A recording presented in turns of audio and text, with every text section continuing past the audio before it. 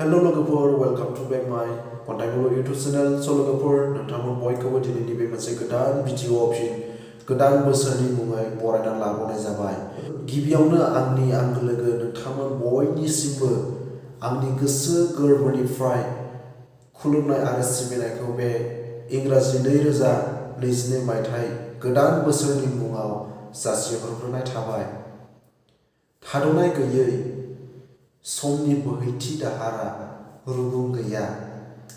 थिग बेबादिनो जोंनि बे मोनसे गोदान बोसोराबो जोंनि जिउनि थोरफो बा बालाबगासे आगान जोङो हमनानै ला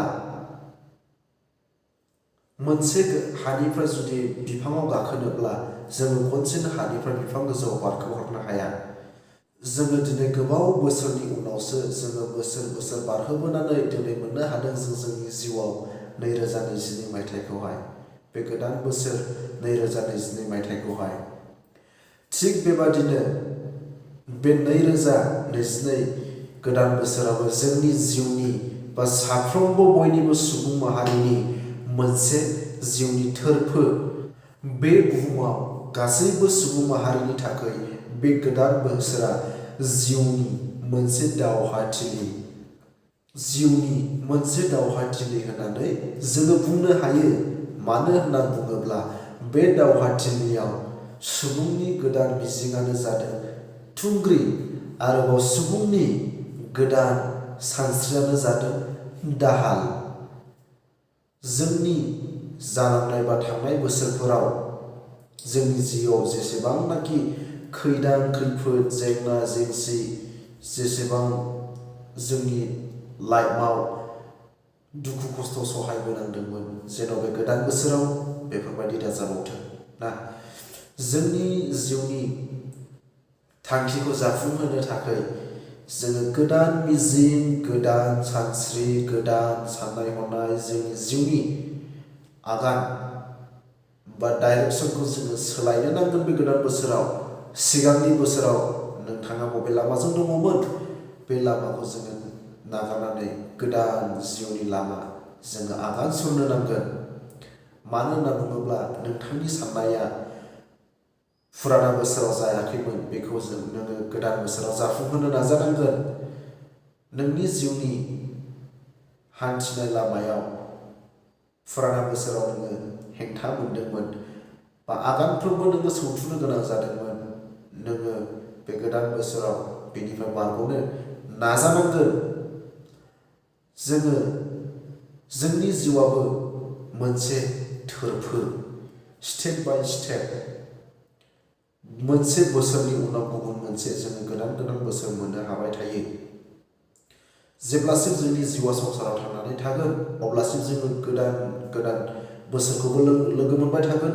आरोबाव जिउनि मोनफ्रोमबो बुब्लियाव जोङो जिउनि दावहा फोथाराव गावनि गोदान मिजिंआनो जादों थुंग्रि। बे गोदान मिजिंखौ लानानै नोङो दावहा फोथाराव नोङो हान्थिनांगोन।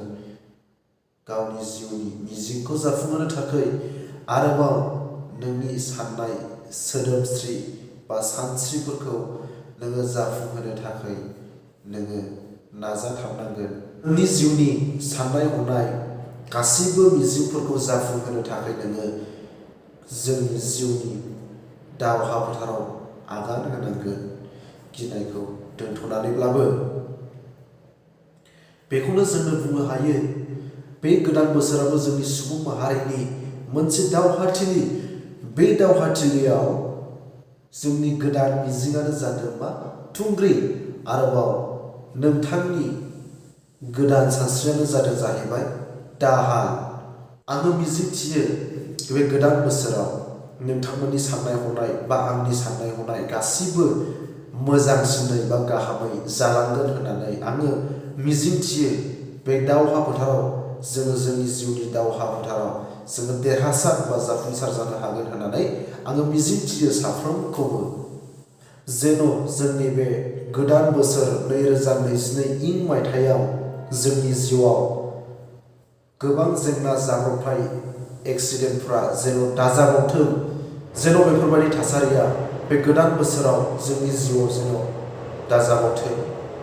जोंनि जिउनि हान्थिनाय आगानफ्रोमबो लामायाव जेन' खैदां खैफोद दाफैबावथों।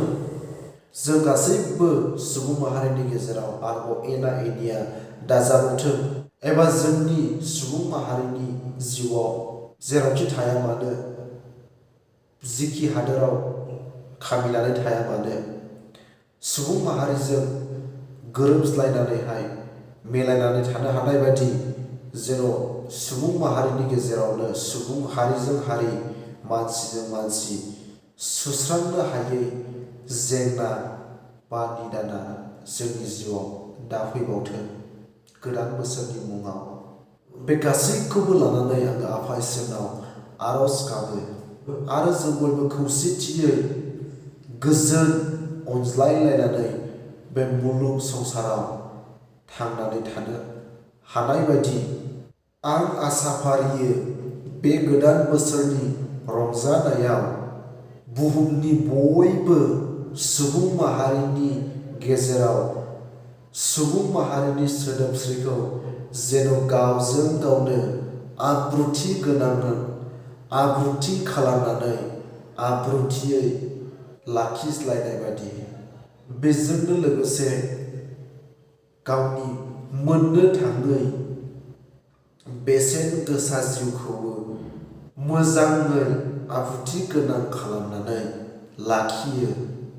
आरोबाव गावनि मिथिंगानि आबहावाफोरखौ गोसो होनानै मोजां जोथोन लानो हानाय बादि जिउआव गासैबो सुबुं माहारिया रंजा बाजायै गोसो खुसियै थांनानै थानो हानाय बादि।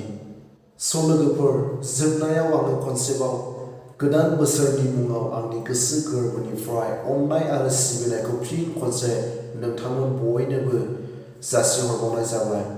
दायो नोंथांमोना आंनि बे भिडिअखौ नायनानै जुदि मोजां मोनदोंब्ला एबा आंनि भिडिअ बा चेनेलाव दिनैसो गोदानै फैदोंब्ला अन्नानै नोंथांमोना गोसो खुसियै गोदान बोसोरनि मुङाव आंनि बे खन्थाइ मुलुग इउटुब चेनेलखौ साबस्क्राइब खालामनानै हो। लोगोसे बेफोरबायदि गोदान गोदान नटिफिकेसनफोरखौ मोनबाय थानो थाखाय साखाथिनि बेल आइकनखौबो क्लिक खालामनानै ला। हेपि निउ इयार लोगोफोर, बयनिसिमबो बयनिबो साननाय हनाय मिजिंआ बे गोदान बोसोराव जाफुंनो हाथों। गासैनिबो सम आरो बुब्लिया मोजाङै मोजां बारलांनो हाथों। बयबो गावनि जिउनि आगानफ्रोमबो गोदान दावहाथिलियाव देरहासार जानो हाथों। बिनि थाखाय आङो बयनिसिमबो इसोरनियाव आर'ज गाबो आरो गाव गावनि गोदान मिजिं आरो थांखिखौ लानानै बयबो गावबा गाव गोदान लामा आगान सुरनानै गावनि मिजिंखौ जाफुंहोनो बयबो आवगायलांनो हानाय बादि, बेनि थाखाय आङो गोदान बोसोरनि मुङाव गोदान गोसो लानानै नोंथांमोन बयनिसिमबो आंनि खुलुमनाय आरो सिबिनायखौ जोबथा बुब्लियाव आङो जासिहरनाय थाबावबाय। गोजोन्थों लोगोफोर। Happy new year.